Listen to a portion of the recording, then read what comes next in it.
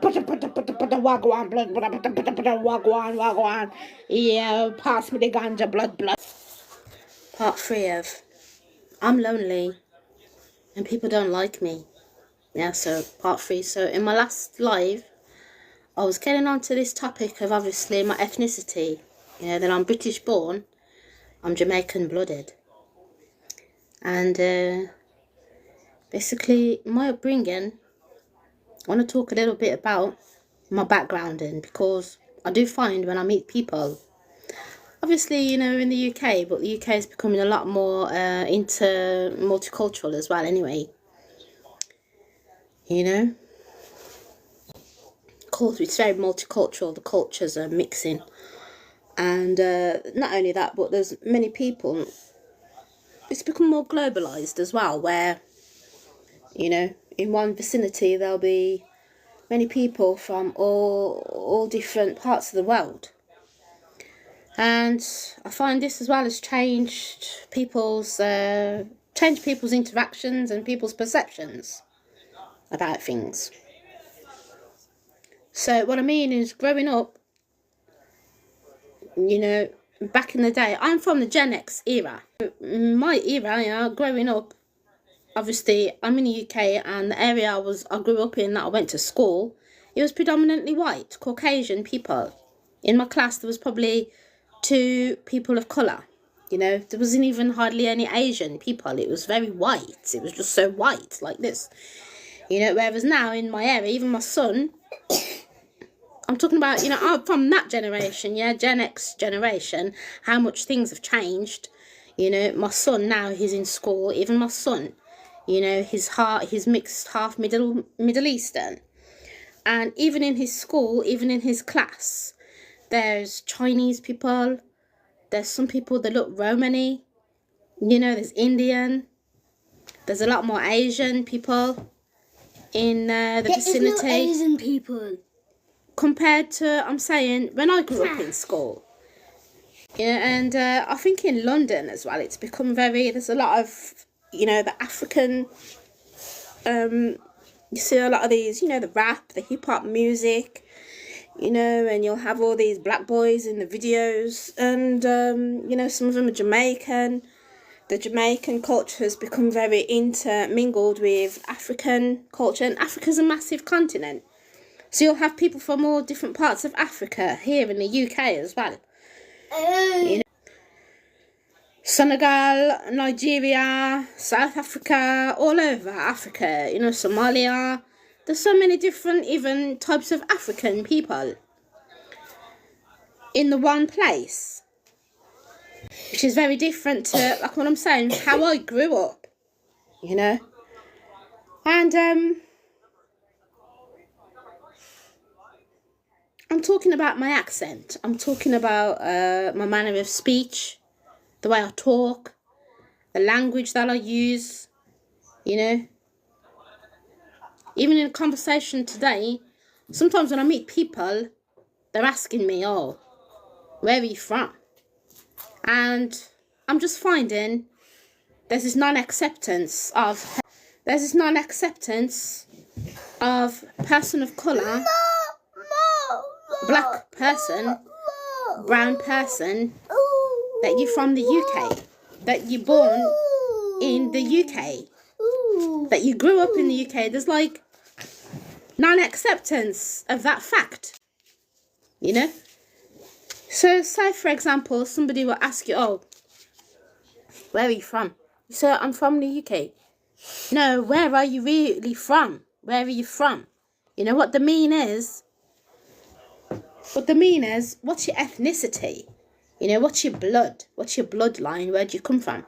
And you say, oh, I'm from Jamaica. You know, my bloodline is Caribbean. You know, I'm Caribbean. You know? And straight away, this is what I'm talking about. They have this perception, okay? They have their own preconceived notions, their own preconceived ideas. Straight away, they're thinking you're going to start coming out with some patois, you know?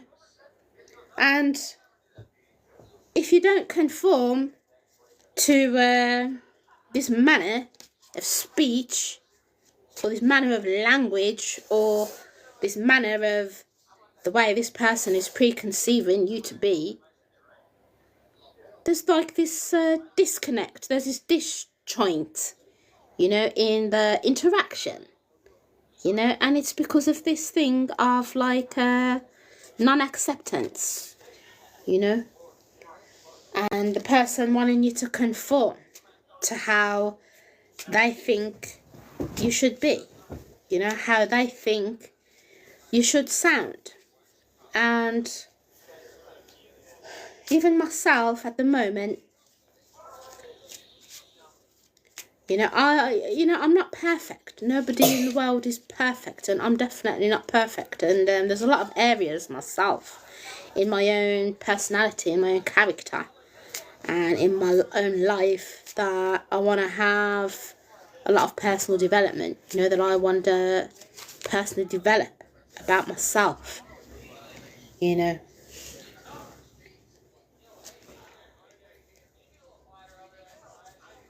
But for example, I'm quite a serious person, you know, and I can have a laugh, you know, but I do feel my humour, like, it just doesn't translate with a lot of people that are coming to,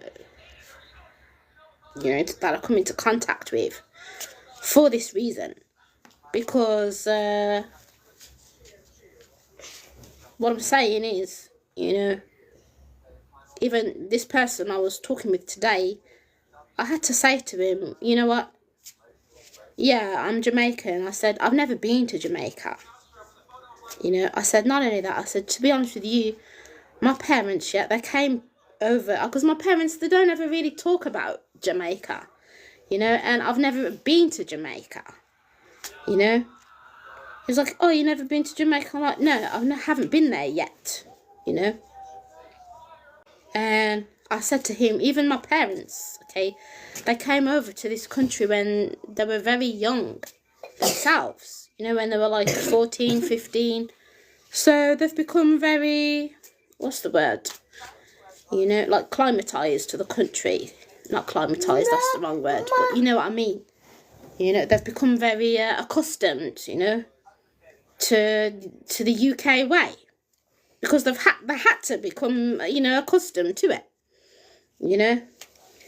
And my mum, you know, she spent a large portion of her time in America, so I feel a lot more affiliation with America than I do Jamaica, because I've been to America as well. I like a lot of American culture as well, you know, so I feel a lot more affiliated, you know, with American culture than I do Jamaican culture. But what annoys me is that whenever I meet somebody new, I'm having this internal pressure, you know, like I have to explain all of this. I don't have to explain all of this. Yeah, I don't have to explain all of this right now on TikTok. But what I'm saying is, I'm feeling, yeah, every interaction I have when they're like, oh, where are you from?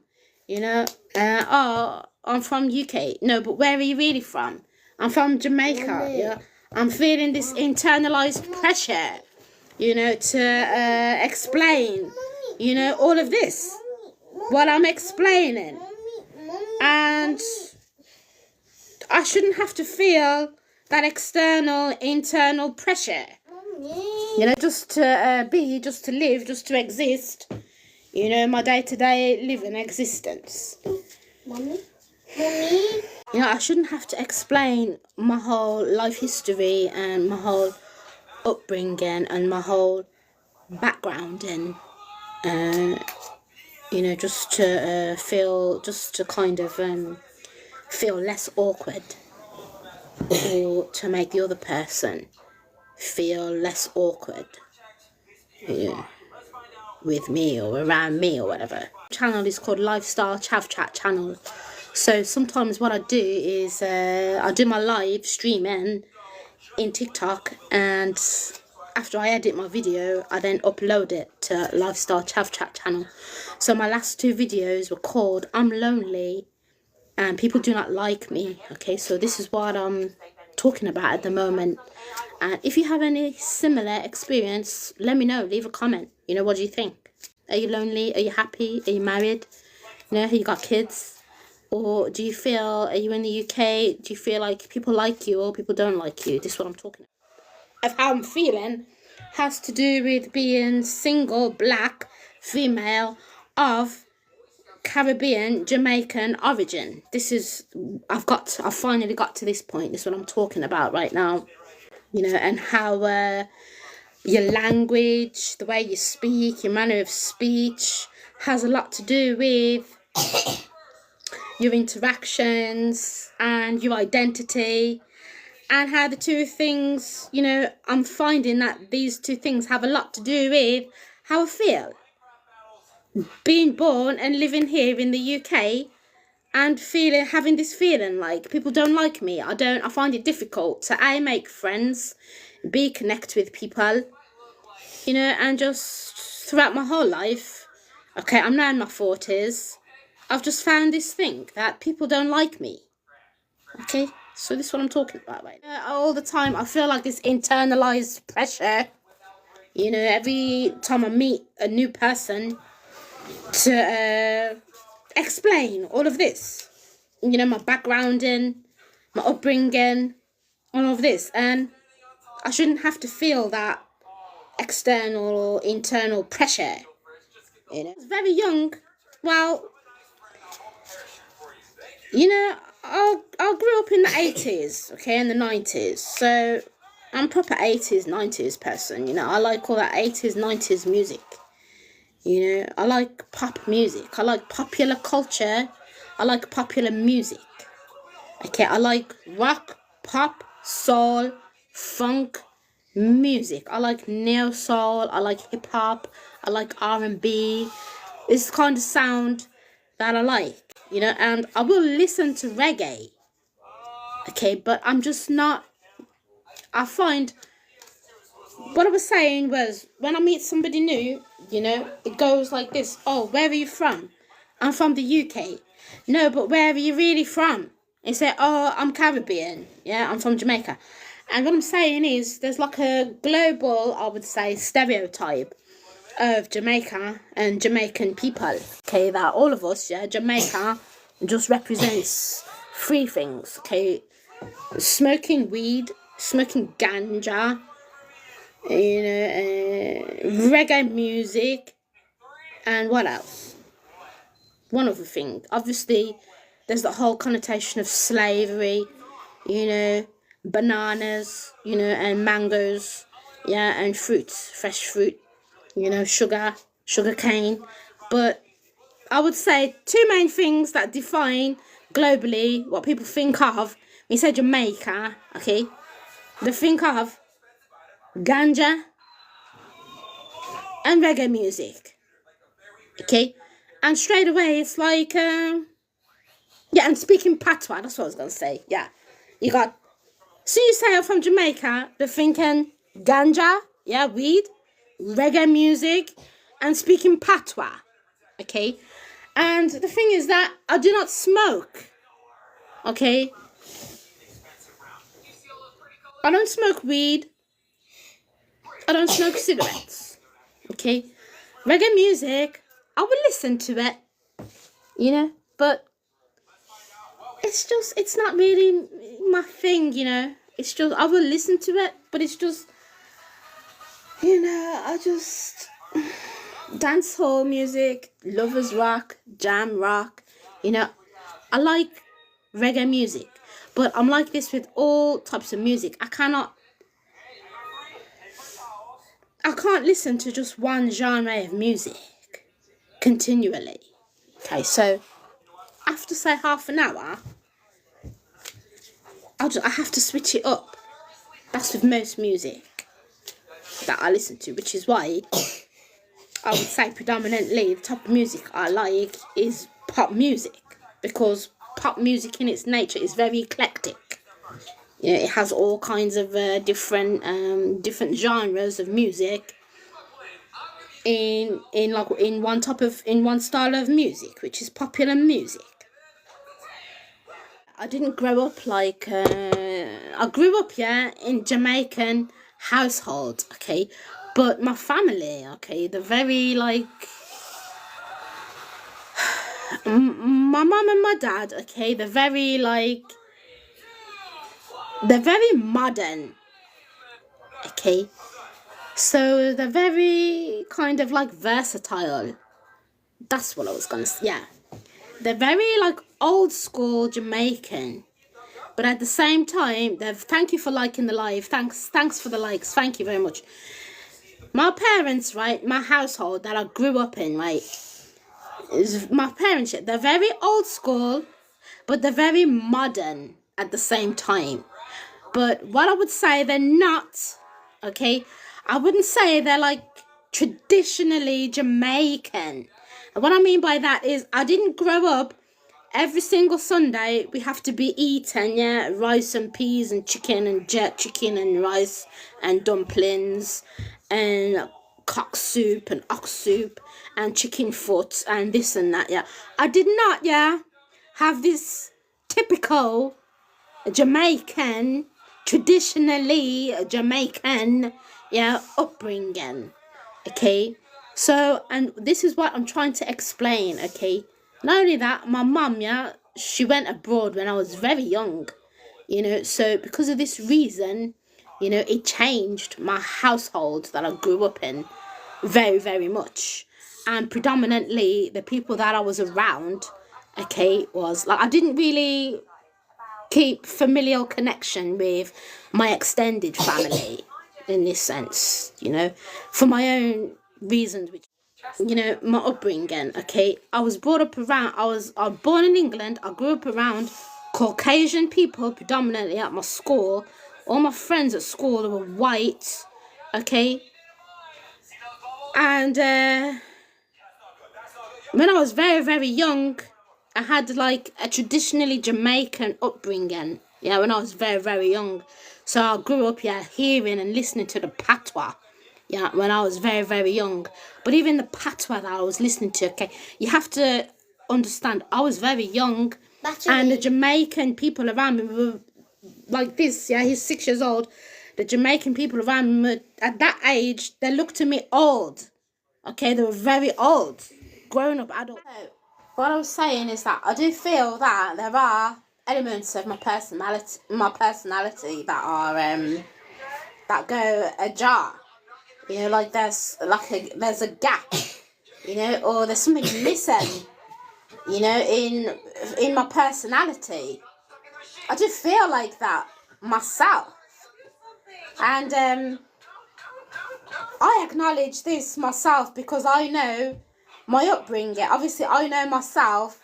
I know what upbringing I've had. So obviously, I understand that. I understand myself. But I think what happens is if I meet somebody new, I feel like they recognise this as well. Like there's something amiss, you know? And obviously they don't know me, so they don't know my upbringing, they don't know my past, you know? And it's like I notice that they notice. I do feel like this, like there's something like amiss, you know, there's like a gap or something, you know? And I feel like that because it has a lot to do with language and speech and the way that I grew up, my upbringing. So what I'm saying is, when I was very young, I grew up in a full household, which was very Jamaican, which was very traditionally Jamaican, with like my mum, my dad, and my mum and dad's family, you know. So I did grow up, obviously, hearing my elders, you know, speaking Jamaican, you know, eating Jamaican food, and all of that, being around Jamaican culture, listening to the reggae, and all of that, you know. But to be honest with you, actually hearing patois, I don't think I was very familiar with like hearing patois, really, because my parents and my parents' like peers, I would say they were more like, they weren't country bumpkins, but they were just more like old school Jamaican people, like mellow people.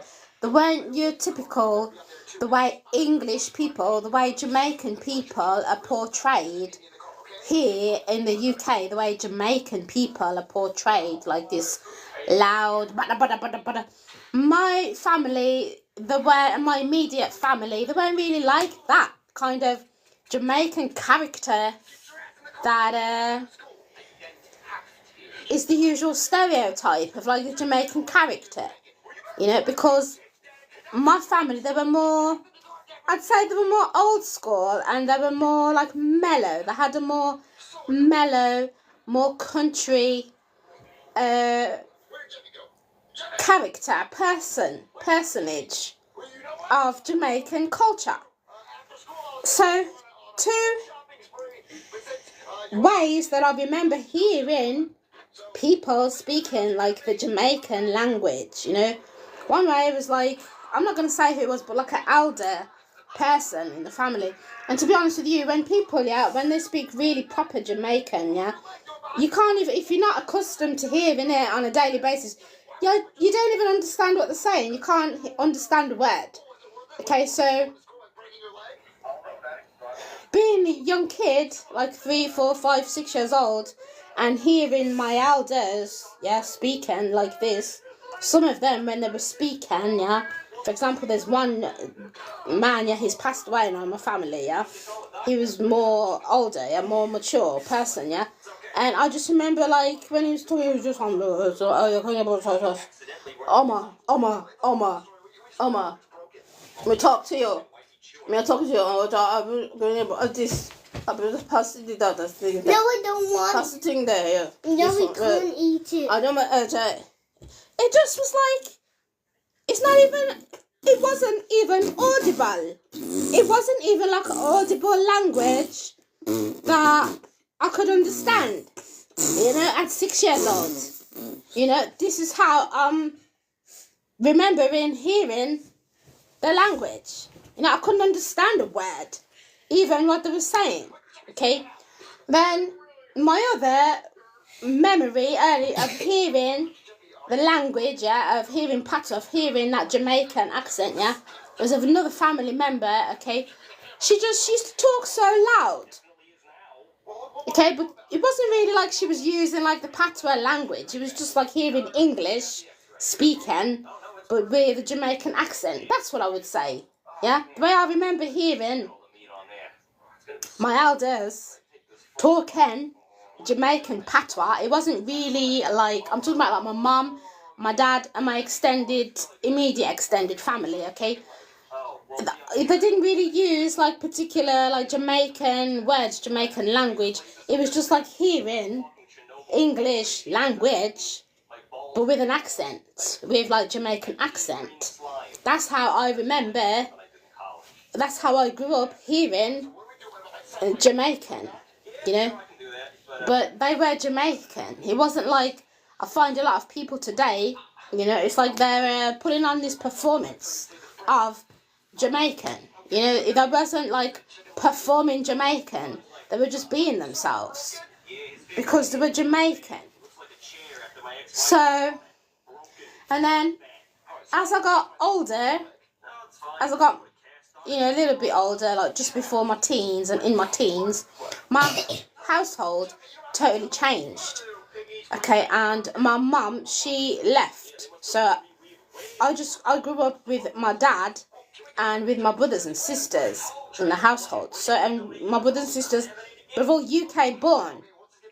Okay, so as I got older, the people that I was around were like my school friends, people at school, you know, English people and English-speaking people. And I would say that basically when my mum left, my dad, he went into like a bit of a depression, you know, and I would say that like actually he used to try to encourage me to go and socialise with other members of like my extended family, because I think he felt like I was missing out socially. And as I've gotten more mature, I would say, yeah, I did. I think I did. Growing up, it's like I missed out, I think, in a certain phase of my life, yeah, socially. And I think because of that period of my life, okay, I spent, it was very kind of isolated, I would say. Yeah, I spent a lot of time in my own company, I would say, you know. And so because of that, as well as just being purely around like English speaking people and, you know, UK born people, you know, I think as I've grown up, this is what I'm saying, I think all of that has contributed to this, what I'm saying, where I find certain aspects of my personality are like, have gone amiss, you know. It's like there's a gap, you know, and this is something I'm fully aware of myself. And what I mean by that is it's a bit like now, it's a bit like today's day and age, okay, where, like, for example, since I've had my son, my life's become very insular, you know, and I'm very much on social media, but I'm not socialising as much, I would say, as I used to. And that in itself, it can have like a disjoining effect, you know, in your personality, you know. So what I found back then, I'm finding is reoccurring again in my life, especially since COVID, you know. When you don't socialise as much, you know, it affects your ability to communicate and to socialise, whether you're an introvert or an extrovert. You know, if all of a sudden you've gone from being out there and being in crowds and having friends and socialising to all of a sudden your life becomes very insular, like you're living just in a box, you know, it does affect your personality, it affects your character, and it affects your ability to communicate, socialise, to feel socially lubricating and lubricant, and to have that flowing manner of interaction and communication and all of that.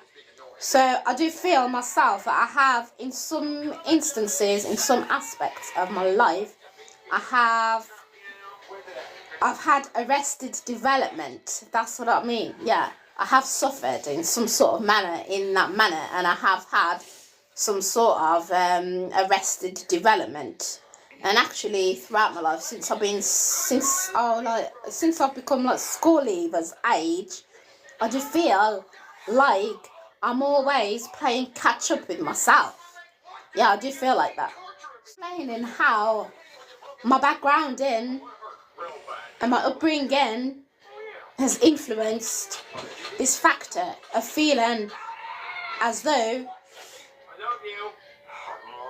people don't like the complex point that I'm trying to make about being Caribbean, ethnicity, being British born, and how it can affect your communication style. This is what I'm talking about. Of growing up around Jamaican speaking patois people, and then going out into the world at school, at college, or at work, or in your friendship zone, you know, with your peers who are all English speaking. You know, how there can be like a fragmentation between these two things, and how it can affect, you, yourself, your communication style, how other people feel and perceive you, and how you feel about and perceive other people, and how you interact in the world. This is what I'm talking about.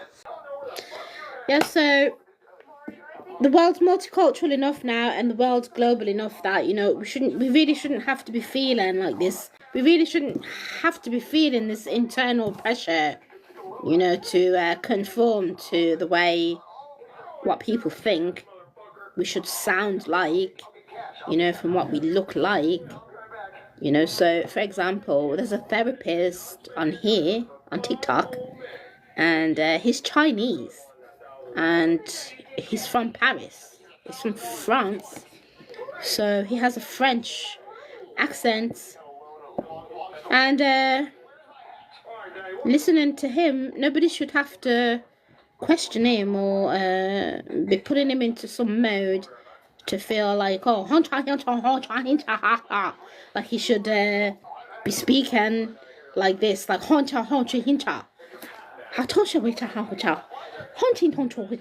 like Chinese, or be acting like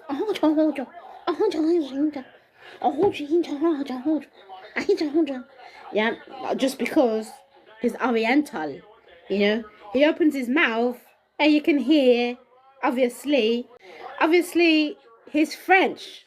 Obviously he's spent a good portion of his life in France, because that's his accent. That's what he sounds like.